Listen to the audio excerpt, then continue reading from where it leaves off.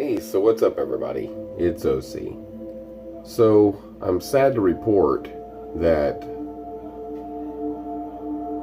everything we've been reporting for the last couple months of projections of what we thought is going to be happening is happening. I really am even having a hard time believing it myself. So I know that the sheep are still sleeping. I know it's happening. I know what's happening. I know all of what's happening. And I try and explain it to people and they still don't get it. They still don't believe it. When will you wake up then? I'm waiting. Please comment below. Tell me when you're planning on waking up and realizing what's going on around you. Better yet, here, I'll show you. In December 2019, the Chinese authorities notified the world that a virus was spreading through their communities. In the following months, it spread to other countries, with cases doubling within days. This virus is the severe acute respiratory syndrome-related coronavirus 2 that causes the disease called COVID-19 and that everyone simply calls coronavirus. What actually happens when it infects a human, and what should we all do?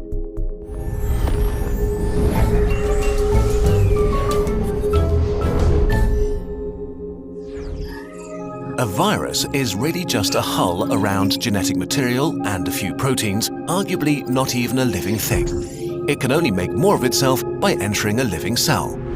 Corona may spread via surfaces, but it's still uncertain how long it can survive on them. Its main way of spreading seems to be droplet infection, when people cough, or if you touch someone who's ill and then your face, say rubbing your eyes or nose. The virus starts its journey here and then hitches a ride as a stowaway deeper into the body. Its destinations are the intestines, the spleen or the lungs, where it can have the most dramatic effect. Even just a few coronaviruses can cause quite a dramatic situation. The lungs are lined with billions of epithelial cells. These are the border cells of your body, lining your organs and mucosa, waiting to be infected. Corona connects to a specific receptor on its victim's membranes to inject its genetic material. The cell, ignorant of what's happening, executes the new instructions, which are pretty simple: copy and reassemble. It fills up with more and more copies of the original virus until it reaches a critical point and receives one final order: self-destruct. The cell sort of melts away, releasing new corona particles, ready to attack more cells. The number of infected cells grows exponentially. After about 10 days, millions of body cells are infected and billions of viruses swarm the lungs. The virus has not caused too much damage yet, but corona is now going to release a real beast on you, your own immune system. The immune system, while there to protect you, can actually be pretty dangerous to yourself and needs tight regulation. And as immune cells pour into the lungs to fight the virus, corona infects some of them and creates confusion. Cells have neither ears nor eyes. They communicate mostly via tiny information proteins called cytokines. Nearly every important immune reaction is controlled by them. Corona causes infected immune cells to overreact and yell bloody murder. In a sense, it puts the immune system into a fighting frenzy and sends way more soldiers than it should, wasting its resources and causing damage. Two kinds of cells in particular wreak havoc. First, neutrophils, which are great at killing stuff, including ourselves. As they arrive in their thousands, they start pumping out enzymes that destroy as many friends as enemies.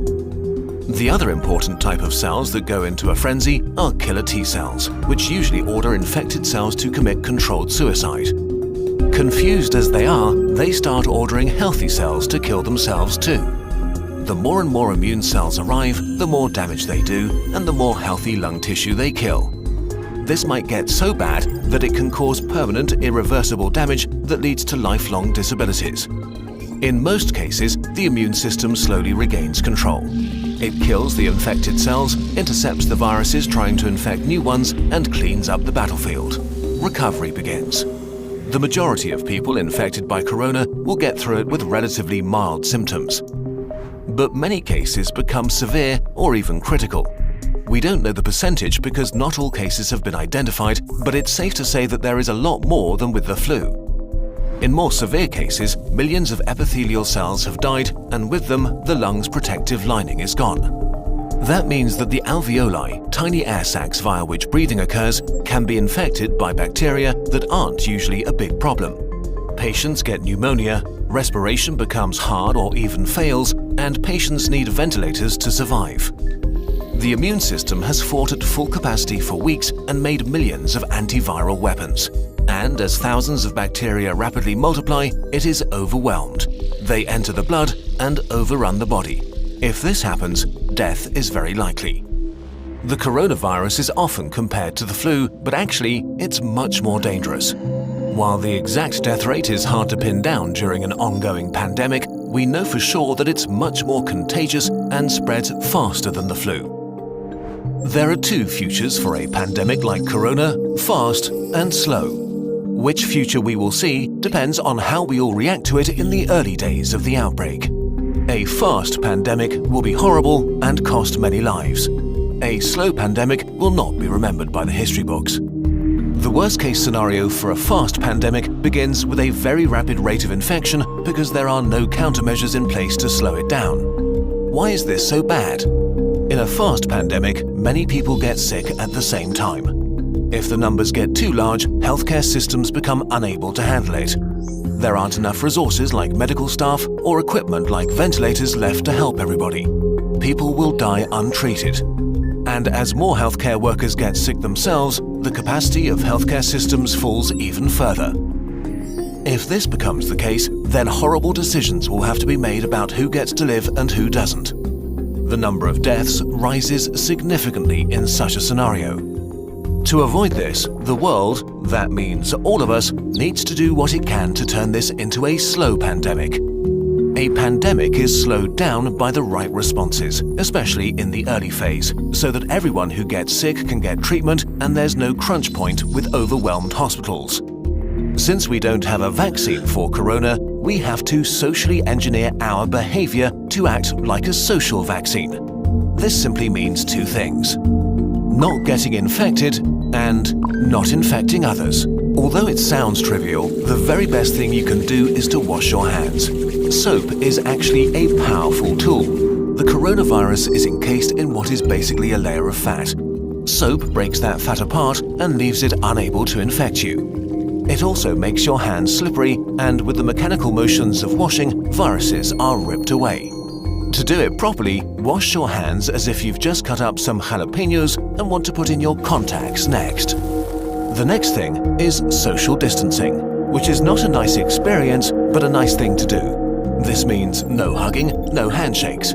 If you can stay at home to protect those who need to be out for society to function, from doctors to cashiers or police officers. You depend on all of them. They all depend on you to not get sick.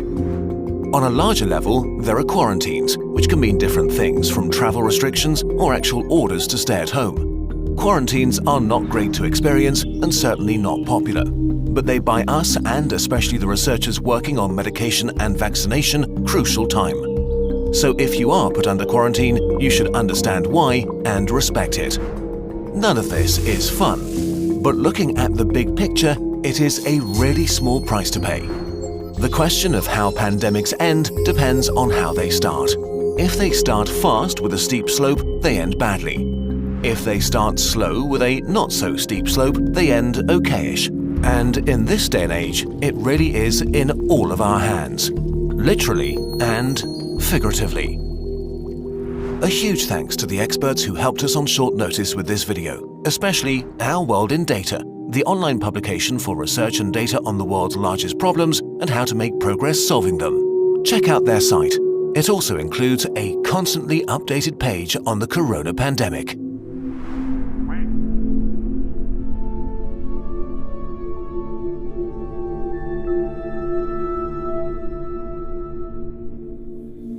And in calling out China, one must not forget the crisis in Italy. 3,405 casualties. It has become the worst hit country after China. And yet, Italy is doing all it can to become a model for every nation threatened by the same enemy. But what it's not doing is ask questions. Is it paying the price for an open society? Whose war is it fighting? And who gets to decide what Italy should be doing right now? Definitely not China. And yet, the Chinese regime's audacity is astounding. Beijing is trying to paint itself as a good Samaritan by deflecting criticism over its handling of the outbreak. Look at some headlines that we've culled out for you. The Chinese state media is preaching Italy about epidemic control. That is rich coming from China. Quoting the headline on your screens, Italy learns little from China's epidemic control and pays the price. I'm not sure if there is much to learn from China on handling a crisis, but Italy is indeed paying the price for China's negligence. But look at how Beijing is trying to rewrite the narrative. Listen to this now. 但我很快发现了问题，因为我刚从帕多瓦过来。米兰是我们意大利国内疫情最重的一个城市，但是我发现这里的封锁令或者管控令是非常宽松的一个城市。我看到了它的公交车还在运行，我看到了它的人还在运行，我看到酒店的人还在聚会，我看到很多不戴口罩的，我不知道大家在想什么。 Well, these days, China will only tell you how it is providing urgent medical help to Italy and in the process cry foul over the criticism that it's facing. Here's another headline you should look at. Praise of Italy's measures, sharp contrast to criticism of China. This article goes on to claim how this is an example of the Western media's double standards. Well, if you don't like the Western media, allow your neighbors to tell you why the criticism is not unwarranted. The Chinese Foreign Ministry has blocked us, or we would have told them where they went wrong. They have no stomach for criticism, and that's besides the point at the moment. The point we're making is this: China has no right to preach Italy on what it should be doing. A large number of Italian garment houses had outsourced their manufacturing to Chinese labor, especially from Wuhan. Italy has direct flights from Wuhan. The Italian government may have been too late in waking up to the threat. Although Italy was one of the first countries in Europe to block flights from China, it may have been too late. China knew how rapidly the virus was spreading, and yet it allowed thousands of workers from Wuhan to travel to Italy between December and January. And now it is trying to shower a struggling Italy with aid as part of a diplomatic charm offensive. Beijing is sending medical supplies, millions of masks to Italy. It is offering low-interest loans and teams of medical experts. 2 teams of medical experts are currently in Italy. For China, this may be a noble gesture. That's what they're trying to sell it as. But the world sees it as damage control. China must first acknowledge the reality of the virus's origin. The world still does not have a foolproof cure. Posing as a savior of other countries who were less prepared will do little to swing public opinion in China's favor.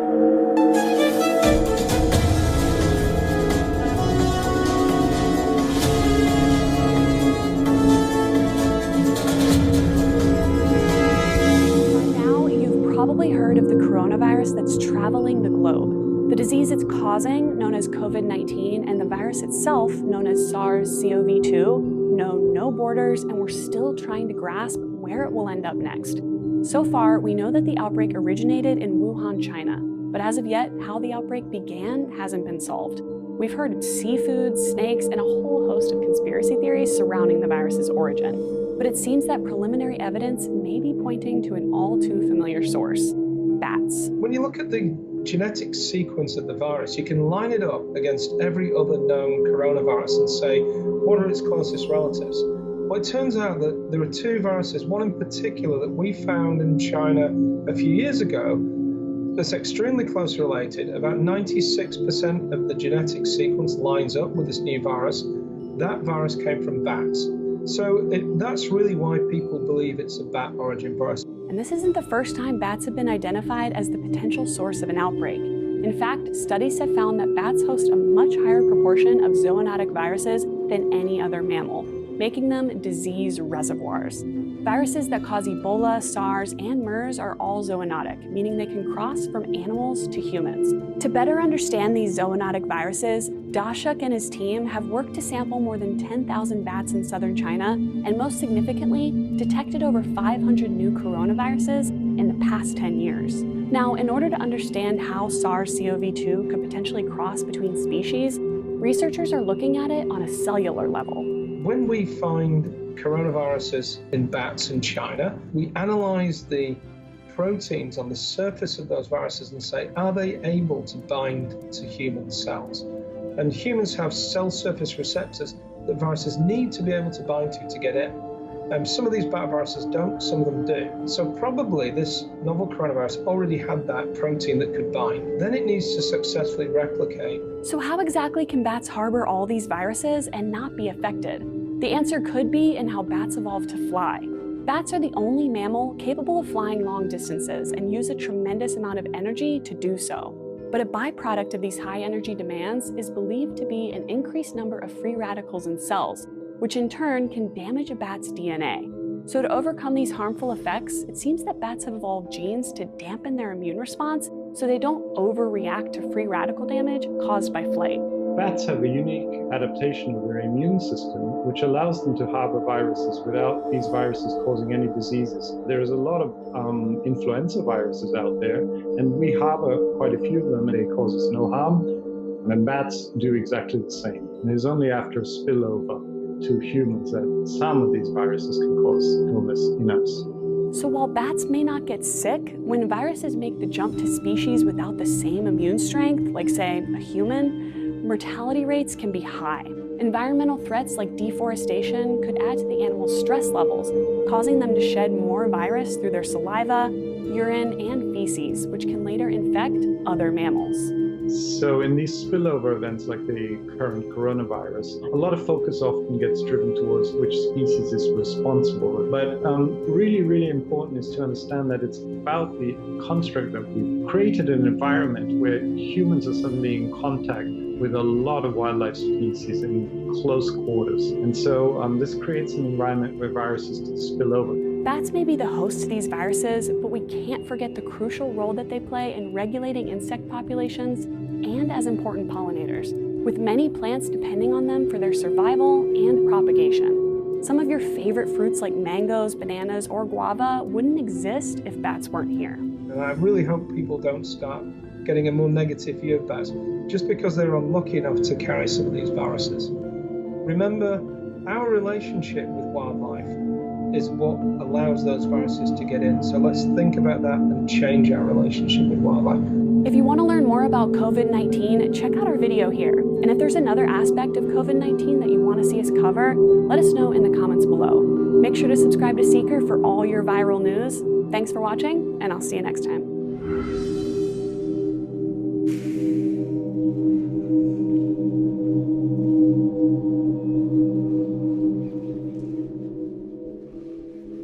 The novel coronavirus has now infected more than 245,000 people around the world, and more than 10,000 have died from it. It now has many pharmaceutical companies trying to develop an effective vaccine to protect people against the virus, including this company in California. Right now, there's, 2 billion people in the world that would love access to a coronavirus vaccine. In fact, I can't think of a situation in the history of the pharmaceutical industry where the demand has been so high for a specific product.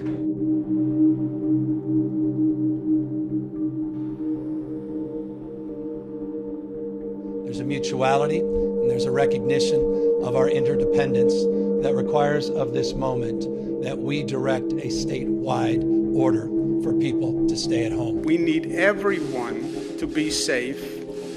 Otherwise, no one can be safe. The state of California ordered on Thursday all 40 million residents to stay at home, and New York followed suit. The governor of New York State said Friday all workers and non-essential businesses have to remain at home. The governor of California, Gavin Newsom, warned that more than half the state could contract the virus in the next 8 weeks.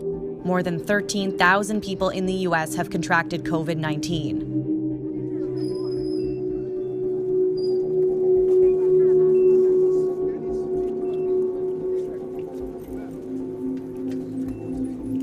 Friday marks the second day in a row that China found 0 domestically transmitted cases of COVID-19 that came out of Hubei province late last year.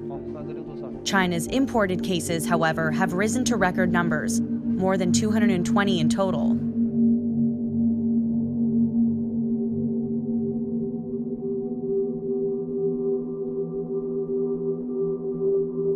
Britain has asked 65,000 former nurses and doctors to come back to work to help fight the coronavirus crisis. The country has also offered final year medical students and student nurses the chance to help the National Health Service during the pandemic. There are more than 3,000 cases of COVID-19 in the UK.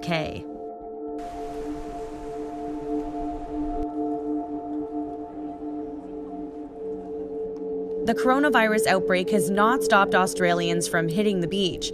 Despite restrictions on outdoor gatherings larger than 500 people, thousands crowded Sydney's Bondi Beach on Friday as temperatures reached into the mid-30 degrees Celsius. Australia has more than 700 cases of COVID-19. Well, we don't normally have this sort of temperature, so I think people are taking advantage of the hot weather while they can, and a lot of people are being stuck indoors, so they probably think, oh, you know, I'll take my chance and go for a swim. But at the same time, I just think, well, here we are supposed to be excluding ourselves from big crowds. It sort of doesn't make sense.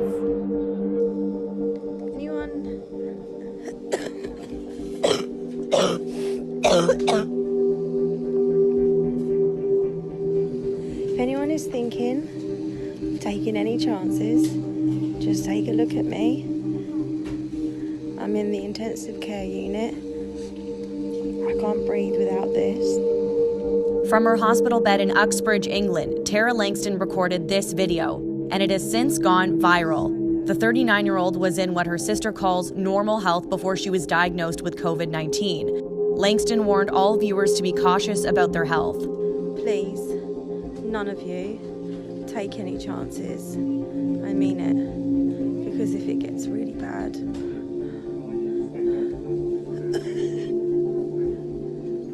then you're going to end up here. Her husband says she is now out of the hospital and is recovering well. Thanks for watching Global News. If you want to stay up to date on the latest breaking national and international news, be sure to subscribe to our channel. The big fear now is the second wave of infections. Wearing a mask and temperature checks have become the daily routine. There is a general atmosphere of panic in India regarding COVID-19. The people in Europe would ask me to send them this.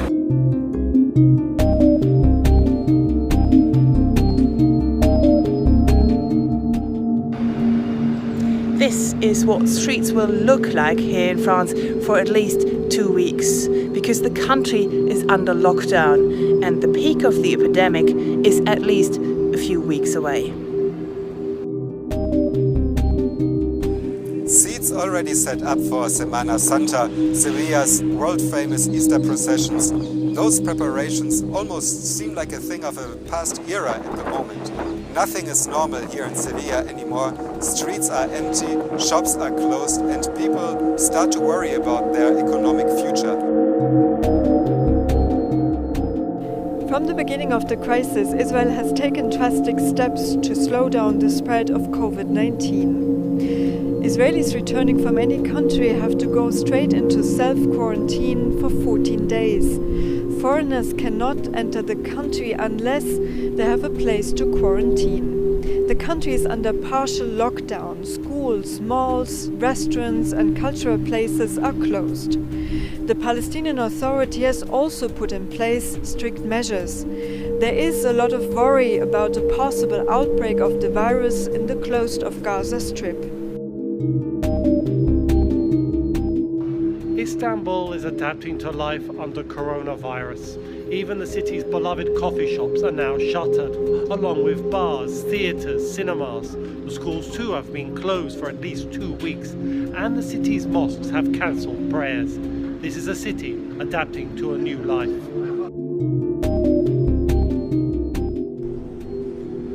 The number of coronavirus cases is steadily increasing in Pakistan, yet we see the life goes on pretty normally here in the city of Karachi. People are not following the health directives. They are taking it pretty lightly, and if they continue to do it, Pakistan could be the next epicenter of the coronavirus, and the next few days are very crucial on how Pakistan is going to deal with the coronavirus situation. There is a general atmosphere of panic in India regarding COVID-19. Across many states, schools, malls and movie theatres have been shut down and companies have switched to teleworking. While experts claim that India is not conducting enough tests, the government says that they are taking all possible measures to contain the spread of the virus.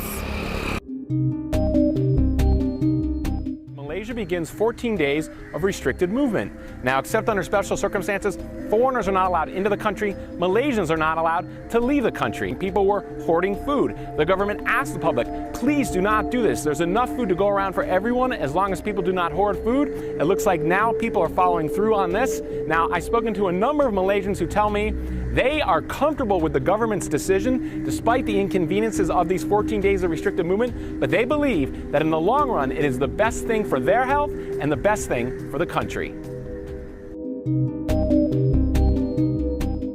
After seemingly containing the virus here in Hong Kong, the big fear now is a second wave of infections. There's already been a surge in recent days of imported cases, and Hong Kong is now taking steps to shut out the outside world.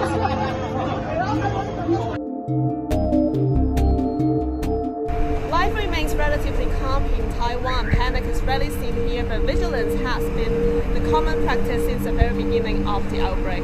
Wearing a mask and temperature checks have become the daily routine on the island. South Korea appears to be making some progress in its battle against the coronavirus. As you can see here, the streets and sidewalks, the capital, seem to have sort of regular traffic, although honestly, it's far from the norm. There remains concern regarding cluster outbreaks, though, here in the capital, Seoul. Still, the main point is, over the past week in particular, we've seen a decline in the confirmed coronavirus cases announced, with fewer than 100 coming out each day. South Koreans seem to be prepared, though, for an ongoing sort of containment and mitigation. South Korean schools, it was announced this week, will remain closed through April 6th. And the government is encouraging people still to stay indoors, banning large gatherings, and of course always calling on everyone to stay clean. South Africa declared the outbreak a national disaster. Schools closed, many land borders closed, people from high-risk countries are not allowed to enter anymore. But the key question here is, will the health sector be able to cope with an increasing number of infections? I could never have imagined that people in Europe would ask me to send them this. Hand sanitizers from Nigeria. But nothing is normal these days. Here in West Africa, a region where people already face infrastructure and security challenges, they now watch in disbelief as people are fighting over toilet paper in parts of the world considered much better off. So far, there is no panic here, as only a small number of cases have been confirmed across the region. So are we lucky, people ask me, or simply much better prepared with lessons learned from the Ebola crisis? And as you look over here at this newspaper stand, you will not find the coronavirus in the main headlines, but rather the death toll from an explosion here in Lagos. Ordinary citizens appear to be less concerned about catching the coronavirus themselves and more concerned about the economic impact the spread of the virus in other parts of the world may have on them. Colombia is nervous with the government announcing more and more drastic measures every day. There's little trust in its ability to actually enforce them. People also fear that a spike in cases might lead to the collapse of an already unstable healthcare system. We're in Georgetown, Washington, D.C., and normally what you see here is bumper-to-bumper traffic jam day and night, and people on the sidewalks all over the place. Now it's virtually deserted. This is the coronavirus seeping through the cracks of what was the American life just days ago. Now this is all going to change. Are you awake yet? Thanks everybody for sticking around and watching till the end. Please click like, subscribe, share this video. No, no I don't, before you ask. But please comment below if people you know have. I do feel very bad for the people who are contracting this virus. It's not right. It does look like it was from an animal but turned into something else. So please, everyone, get the information out there. We can make a difference, but we must speak up.